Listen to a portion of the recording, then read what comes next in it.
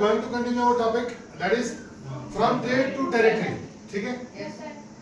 इसमें सबसे बड़ी चीज ये है कि जो ब्रिटिशर्स यहाँ आए थे, when Britishers came to India, they were having only intention of trade. They were having no intention to acquire territories here. समझे बात? उनको वहाँ उस वक्त ट्रेड ही करने आए थे वो। 1600 में जो वहाँ की क्वीन थी, उनने एक चार्टर दिया उनको, क्या दिया? उनको प्रिविलेज दी गई कि आप भी एक कॉलोनी हमारी है, that is east India colony, जो इंडिया के साथ क्या करेगी, जाके ट्रेड करेगी। लेकिन अब तो उन्होंने उस कॉलोनी ने अपनी उसको दिया था ना ये चार्टर, दूसरी कंट्रीज की जो डच थे, फ्रेंच वाले, फ्रांस वाले थे और जर्मनी वाले, वो तो उनकी कॉलोनी से ट्रेड कर सकती। जब एक कंट्री की कंपनी भी आ गई, दूसरी की भी आ गई, यहाँ से चीजें चीप रेट्स पर लेने लगे और बाहर जाके यूरोपियन कंट्रीज में डेयर रेट्स पर बेचने लगे। डेयर का मतलब है हाई रेट्स पर, ठीक है? तब क्या हुआ, कंपनीज को आपस में राइवलरी आ गई। What is rivalry? याद रखना, राइवल्स, राइवलरी। राइवल किसका के राइवल? मैं बोल रहा हूं, देखो इंडिया पाकिस्तान का मैच है, जीतना एक को है, टाइटल के लिए जीत रहे ना वो, दोनों राइवल्स हैं। राइवल्स हो गए जिनका दरमियान किसी एक चीज के लिए कंपटीशन हो, समझे बात? उनको क्या बोलते हैं? राइवल्स, ठीक है? तो अब क्या बन रही है उनमें, जो कंपनी डिफरेंट कंट्रीज की थी, उनमें मैं पीछे से रिवाइज कर रहा हूं इसको, हम आगे पढ़ेंगे, ठीक है? उनमें क्या बन गई? राइवलरीज बन गई, मुकाबला जंग बन गया उनमें। यहां तक कि वो अपने शिप्स को क्या करने लगे? फोर्टिफाई करने लगे। फोर्टिफाई किसने की? फोर्टिफाई करने का मतलब है, अगर हमारा कोई फैक्ट्री है, हमारी कोई भी जगह है, शिप है, उसको उसकी सिक्योरिटी लगा देना, उसको प्रोटेक्ट करना, ठीक है? अपनी मैन पावर से, ठीक है? दिस इज फोर्टिफाई, ठीक? अब क्या होता है कि उनको आपस में कंफ्लिक्ट होने लगे, लड़ाइयां होने लगी, एक दूसरे की जो कश्तियां थी या शिप्स थे, उनको कैप्साइज करने लगे। कैप्साइज का मतलब है डुबा देना, ठीक है? तो उसमें क्या हुआ कि वो अगर ना चाहते हुए भी वो कंपनीज जो थी वो पॉलिटिक्स में आ गई। क्या हो गई? पॉलिटिक्स में आ गई। 1600 में चार्टर में था। अब 1651 में एक याद रखना, एक रिवर था जिसका नाम था हुगली। क्या नाम था? हुगली। हुगली रिवर के बैंक्स पर क्या किया? देखो बेटा, अब ये देखो हिस्ट्री है क्या? What is history? What is history? Study of past, simple thing, पीछे की कहानी पढ़नी, ठीक है? जब से हमें रिटन रिकॉर्ड है ना, लिखा हुआ है, दैट इज हिस्ट्री। उसके पहले प्री हिस्ट्री है, समझेगा? वही कहानी बनानी है आपको दिमाग में। You have to invest a story in your mind, simple, ठीक है? अगर आप स्टोरी इन्वेस्ट कर लेंगे, मैं आपको पूरी तरह से समझा दूंगा, बट उसको आपको लिखना भी है ना कहीं। For that you need English writing skills, समझे बात? इसी तरह से जब आपको दिमाग में कोई चीज आता है, कोई कंसेप्ट सीखते हैं, you should try to write down on the notebook. Notebook पर लिखना शुरू कर। अगर आपको मैं बोलूंगा भाई आप लिखो जी, मैं कल शादी में गया था, आप लिखेंगे yesterday I went to a marriage ceremony of mister फलाना फलाना, there I met with my friend whose name was जो भी साकिब, ठीक है? The day was very joyous and jubilant, वो एंजॉयड अ लॉट। ऐसे लिख सकते हैं आप, ठीक है? कहानी बनानी है, ठीक है? मसला यह है कि अब 1600 में आए थे वो। कब आए थे? 1600 में। तब उन्होंने बहुत सारी जदोजहद की, ब्रिटिशर्स ने, इंग्लिश ने। 1651 में इवेंचुअली आखिरकार उन्होंने हुगली रिवर बंगाल में जो था, वहां पर उसके बैंक्स पर एक फैक्ट्री एस्टैब्लिश कर। क्या कर ली? फैक्ट्री एस्टैब्लिश कर ली। अब फैक्ट्री जो थी ना, वहां पर वो चीजें बनाते थे। क्या करते थे? उनके वेयर हाउसेस भी थे। क्या थे? जहां पर वो बनाई हुई चीजों को रखते थे, स्टोर करके, और उनको एक्सपोर्ट करते थे। दो चीजें हैं, जो हम यहाँ से चीजें बाहर भेजते हैं बना के, वो एक्सपोर्ट है। बाहर से अंदर लाते हैं, वो है इंपोर्ट, समझे बात? आप कहीं शॉप पर जाएंगे, आप बोलेंगे, आपको बोलेंगे हो ये शर्ट, वो बोलेगा सर ये शर्ट तो महंगी है, ये तो इंपोर्टेड शर्ट है, ये कोरिया से आई, समझे बात? या फिर अमेरिका से आई है, यूएसए से इंपोर्ट है ना? वो वेयर हाउस में चीजें रखते थे। इन्हीं वेयर हाउसेस में उनके ऑफिशियल्स भी बैठते थे, जहां पर उनके ऑफिस होते, ठीक है? अकाउंट्स की डिटेल्स वगैरह वहां रखते। अब क्या होता है, उन्होंने आहिस्ता आहिस्ता एक वेयर हाउसेस भी बना लिए। हाँ, अब वो क्या करने लगे, परसुएड करने लगे। मैंने आपको कल भी बोला था,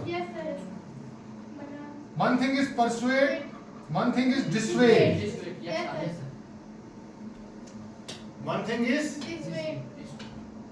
persuade, another thing is dissuade.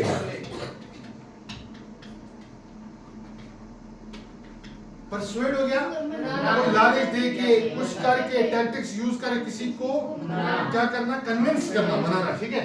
इस तरह से डिसवेड करना होगा, डिस्करेज करना, कोई काम करने से किसी को हटाना, कोई ये काम न करे, ठीक है। अब जो वहां के ब्रिटिश ईस्ट इंडिया कंपनी वाले थे ना, फैक्ट्री वाले थे ना जो, वो लोगों को, मर्चेंट्स को, वो ट्रेडर्स को, तजारत करने वालों को क्या करने लगे, परसुएड करने लगे। क्या करने लगे, परसुएड करने लगे कि आप क्या करो, आप आके यहाँ हमारे आसपास सेटल हो जाओ, ठीक है। समझे बात। इसमें एक चीज आपको और भी याद रखनी है कि जब ये उन्होंने फैक्ट्री बनाई ना हुगली के किनारे, ये उनका बेस बन गया। क्या बन गया, यहाँ से उनके ट्रेडर्स जाते थे, जिनको क्या बोलते थे उस टाइम, फैक्टर्स। क्या बोलते थे, फैक्टर्स जाते थे। क्या, फैक्टर्स। समझे बात। One thing is this. उसके बाद अब क्या होता है बेटा कि वो जो मर्चेंट्स थे या ट्रेडर्स थे, उनको कन्विंस करके, परसुएड करके उन्होंने अपने आसपास बना लिया।